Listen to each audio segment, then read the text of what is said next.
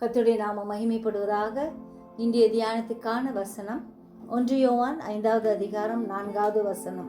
தேவனால் பிறப்பதெல்லாம் உலகத்தை ஜெயிக்கும். நம்முடைய விசுவாசமே உலகத்தை ஜெயிக்கிற ஜெயம். நம்முடைய விசுவாசமே உலகத்தை ஜெயிக்கிற ஜெயமாக இருக்கிறது. உலக காரியங்களை ஒதுக்கிவிட்டு விசுவாசத்தை துவக்குகிறவரும் முடிக்கிறவருமாய் இருக்கிற ஆண்டவரையே நாம் நோக்கி பார்ப்போம். என்னை பலப்படுத்துகிற கிறிஸ்துவினாலே எல்லாவற்றையும் செய்ய எனக்கு பலனுண்டு என்று அறிக்கை செய்வோம். ஆண்டவரை அறிகிற அறிவின் வாசனை நம் மூலம் வெளிப்படும்படி நம்மை பூரணமாய் ஒப்பு கொடுப்போம்.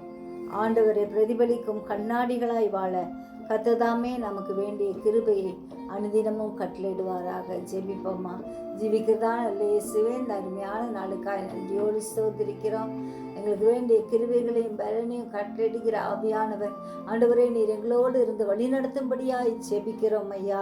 ஆண்டவரே அப்பா, நாங்கள் உலகத்தை ஜெயிக்கிறவர்களாய் ஆண்டவரே, சத்துருவின் கோட்டைக்குள் ஆண்டவரே அப்பா நாங்கள் போகும்போது கர்த்தர் எங்களை பாதுகாக்கும்படியாய் ஜெபிக்கிறோம். எங்களுக்கு வேண்டிய சுகத்தையும் பலத்தையும் ஆரோக்கியத்தையும் கட்டளையிடும்படியாய் கெஞ்சுகிறோம். கீழையாத்தின் பிசின் தைலமாய் எங்கள் ரணவைத்தியராய் இருக்கிறபடியால் நன்றி. எங்களுக்கு வேண்டிய ஆண்டவரே பலத்தை தாங்க. உம்முடைய பலன் இல்லாமல் நாங்கள் ஒன்று செய்ய முடியாதப்பா. உம்முடைய கிருபையால் இடைகட்டுங்க. ஒவ்வொருவரையும் ஆசீர்வதிங்க. சிறியோர் முதல் பெரியோர் வரை ஒவ்வொருவரையும் பாதுகாத்துக்குங்க.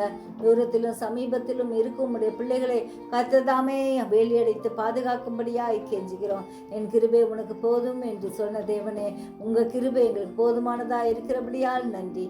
ஆசீர்வதிங்க, பலப்படுத்துங்க. இரத்த கோட்டிக்குள் எங்களை மறைத்துக் கொள்ளுங்க. இயேசுவின் மூலம் ஜெபங்கேளும் பிதாவே, ஆமென்.